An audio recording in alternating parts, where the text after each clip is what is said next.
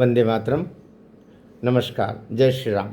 मनहर की गपशप में इस बार मैं उन दो साधुओं की आत्माओं का स्मरण कर रहा हूँ जो पालघर में उद्धव ठाकरे सरकार की नाकामी के कारण, उनकी असुरक्षा के कारण भीड़ के हाथों मारे गए।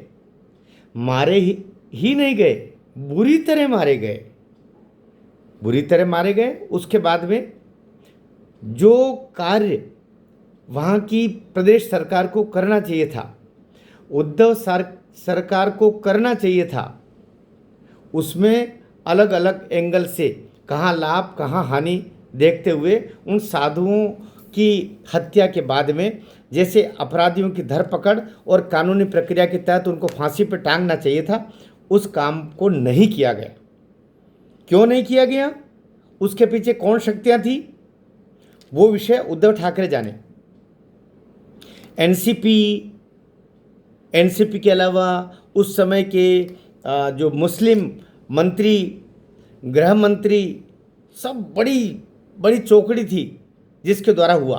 अब ये ठाकरे परिवार उन दो साधुओं की हत्या के कारण से, निर्मम हत्या के कारण से, उनकी चित्कार के कारण से, उनके द्वारा निकली हुई बद्दुआ के कारण से ये शापित हो गया है।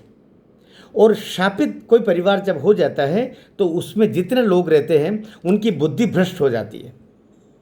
कहता ना, एक तुलसी की पंक्तियां हैं कि जाको प्रभु दारुण दुख देई ताकि मति पहले हर लेई।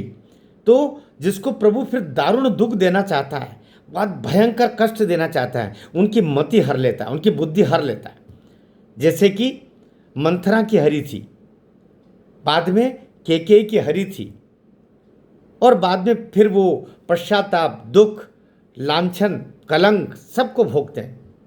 उन दो साधुओं की जो निर्मम हत्या हुई उससे शापित हो गया पूरा ठाकरे पर। ठाकरे जी, बाल ठाकरे क्या काम करते थे उनका। जब उन्होंने जब राम जन्मभूमि के लिए जब तथाकथित उस खंडर को ढहाया गया, लोगों ने कहा, यहाँ तक कि बीजेपी ने कहा हमारे लोग नहीं थे, और थोड़ा थोड़ा अन्य लोगों ने भी कहा हमारे लोग नहीं थे। एकमात्र इस देश में 100 करोड़ लोगों में एक शेर था जिसने दहाड़ के बोला, बाल ठाकरे जी ने, मेरे शिव सैनिकों ने उस खंडर को ढहाया। ये होता है कलेजा, ये होता है सिद्धांत। और उनकी नपुंसक संतानें अब जो आ रही है साधुओं को मरवा रही है, जिस उनके परिवार के पुरखे के कारण से पूरा सनातन गौरवान्वित होता था बाल ठाकरे के नाम से। उनकी संतानें क्या कर रही है, उनके संतानों की संतानें क्या कर रही है? लोग महिलाओं की शील भंग कर रहे हैं, लड़कियों के साथ बलात्कार कर रहे हैं, ये आरोप उनके ऊपर लग रहे हैं। मैं ऐसे नहीं कह रहा हूँ।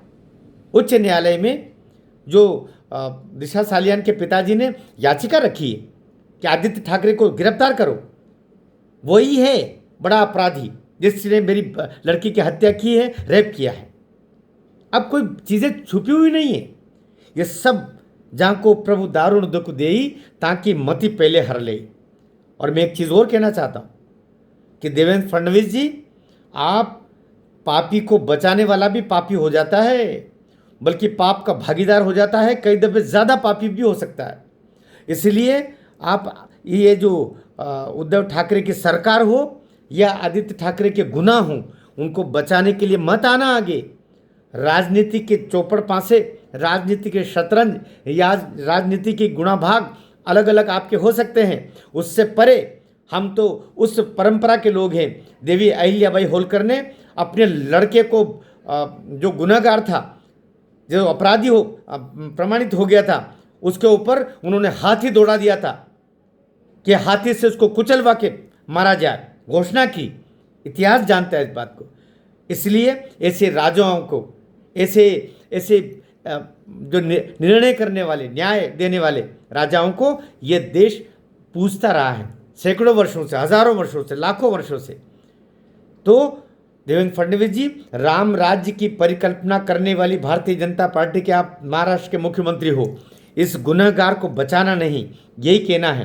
क्योंकि वो कोई प्रजा के भीतर अगर कोई अपराध होता है, उस अपराध के लिए अगर अपराधी दंडित नहीं होते हैं तो राजा जिम्मेदार होता है, उद्धव सरकार जिम्मेदार है, उद्धव ठाकरे जिम्मेदार है। वो लांछित हो चुके हैं उन दो साधुओं की निर्मम हत्याओं के कारण से। उनको बचाने के लिए देवेंद्र फडणवीस जी आपके राजनीतिक गुणाभाग के तहत मत आना, ये निवेदन है। ये महाराष्ट्र की जनता नहीं, भारत की जनता नहीं, पूरे संसार के न्याय मांगने वाले लोगों की आकांक्षा है कि दिशा सालियान और उसके सुशांत, ये दोनों एक ही मर्डर के हिस्से हैं। उनको बचाने के लिए आप ना आए। भारत माता की जय।